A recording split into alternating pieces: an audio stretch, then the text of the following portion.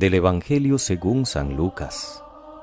En aquel tiempo dijo Jesús a sus discípulos: A los que me escucháis os digo, amad a vuestros enemigos, haced el bien a los que os odian, bendecid a los que os maldicen, orad por los que os injurian. Al que te pegue en una mejilla, preséntale la otra. Al que te quite la capa, déjale también la túnica. A quien te pide, dale. Al que se lleve lo tuyo, no se lo reclames. Tratad a los demás como queréis que ellos os traten. Pues si amáis solo a los que os aman, ¿qué mérito tenéis? También los pecadores aman a los que los aman. Y si hacéis bien solo a los que os hacen bien, ¿qué mérito tenéis? También los pecadores lo hacen. Y si prestáis solo cuando esperáis cobrar, ¿qué mérito tenéis? También los pecadores prestan a otros pecadores con intención de cobrárselo. No, amad a vuestros enemigos, haced el bien y prestad sin esperar nada. Tendréis un gran premio y seréis hijos del Altísimo, que es bueno con los malvados y desagradecidos. Sed compasivos como vuestro Padre es compasivo. No juzguéis y no seréis juzgados. No condenéis y no seréis condenados. Perdonad y seréis perdonados. Dad y se os dará. Os verterán una medida generosa, colmada, remecida, rebosante. La medida que uséis, la usarán con vosotros. Palabra del Señor. Gloria a ti, Señor Jesús. Es jueves 10 de septiembre, queridos hermanos. Siempre en la semana 23 del tiempo ordinario, avanzamos ahora al capítulo 8 de la primera carta de Pablo a los Corintios.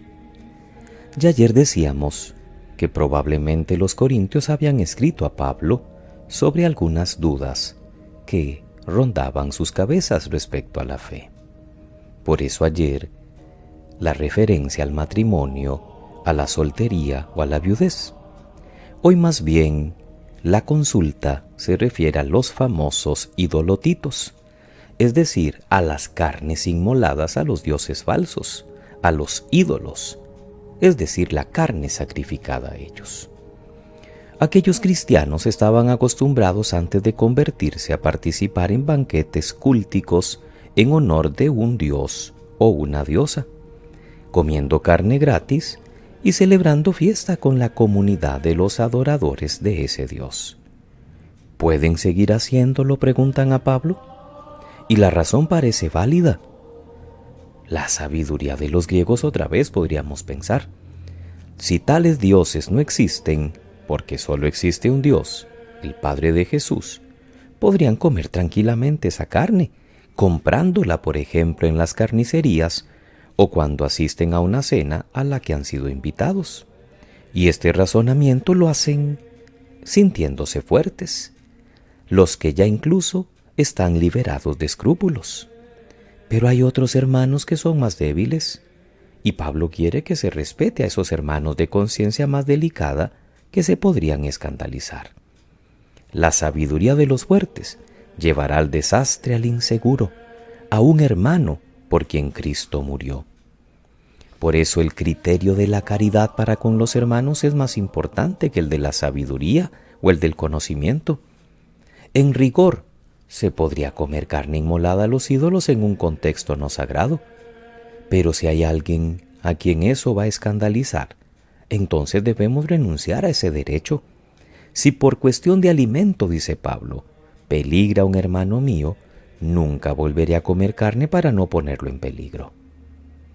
Entre nosotros quizás no andamos comiendo carne sacrificada a ídolos, como para que pongamos alguna objeción en conciencia a situaciones como estas, pero hay muchos otros falsos derechos que pueden chocar con la conciencia delicada de un hermano, maneras de hablar y de actuar que en sí tal vez no son reprobables, pero que pueden ocasionar el que otro se debilite en sus convicciones. Entonces vale el argumento de Pablo. Al pecar de esa manera contra los hermanos, turbando su conciencia insegura, estaríamos pecando contra Cristo. Por ejemplo, en nuestra cultura, el licor muchas veces tiene connotaciones negativas, porque ciertamente ha causado dolor, a veces produce agresiones, pobreza y situaciones muy dolorosas que todos conocemos. Sí, es cierto que cuando hay abuso puede haber pecado, pero cuando salimos entre amigos y queremos tomarnos una cerveza, ¿cuál es el pecado? Ninguno.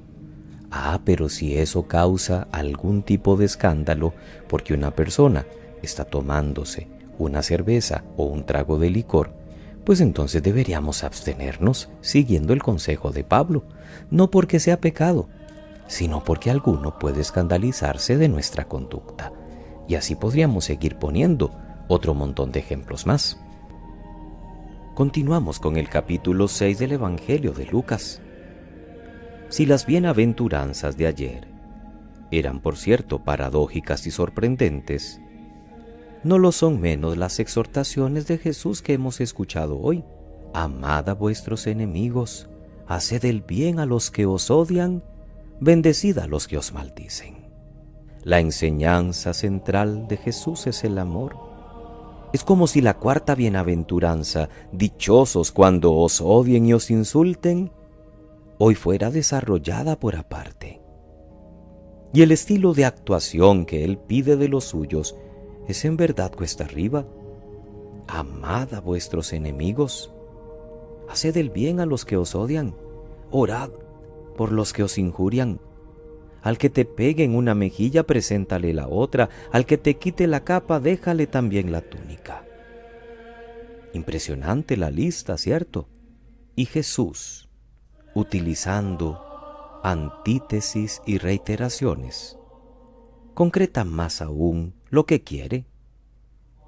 Si amáis solo a los que os aman, ¿qué mérito tenéis? Si hacéis el bien a los que os hacen bien, ¿qué mérito tenéis? Si prestáis solo cuando esperáis cobrar, ¿qué mérito tenéis? Esta página del Evangelio es de esas que tienen el inconveniente de que se entienden demasiado. Otras veces lo hemos dicho, lo que cuesta es cumplirlas. Adecuar nuestro estilo de vida a esta enseñanza de Jesús, que además es lo que Él cumplía primero. Después de escuchar esto, podemos volver a las andadas en nuestra relación con los demás. ¿Nos seguiremos creyendo buenos cristianos a pesar de no vernos demasiado bien retratados en estas palabras de Jesús? ¿Podremos rezar tranquilamente en el Padre Nuestro, perdónanos como nosotros perdonamos? Hoy Jesús nos propone dos claves, cada una expresiva y exigente, y esto para que midamos nuestra capacidad de bondad y amor.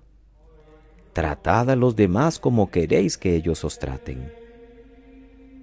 Y sed comprensivos como vuestro Padre es comprensivo. La primera es en clave positiva. Si nosotros queremos que nos traten así, entonces debemos tratar a los demás bien. La segunda es recordar que verdaderamente como hijos de Dios somos amados gratuitamente por el Altísimo, que es bueno, incluso con los malos y desagradecidos. El Maestro nos ha dejado un programa casi heroico, una asignatura difícil. La línea de las bienaventuranzas de ayer y las recomendaciones de hoy nos deben dejar preocupados en el buen sentido de la expresión. ¿Cómo estamos actuando en nuestro testimonio como creyentes? ¿Solo saludamos al que nos saluda? ¿Solo ponemos buena cara al que sabemos que habla bien de nosotros, pero al que habla mal, más bien le andamos huyendo? ¿Tenemos un buen corazón para con todos o solo con los que nos conviene? ¿De verdad estamos poniendo la otra mejilla? No es fácil, pero estamos llamados a actuar. No juzguemos, no condenemos y estemos siempre dispuestos al perdón. Que pasen muy feliz jueves eucarístico, queridos hermanos. A sacar un ratito para ir a los pies del Maestro porque sin Él nada podemos hacer. Que Dios les bendiga.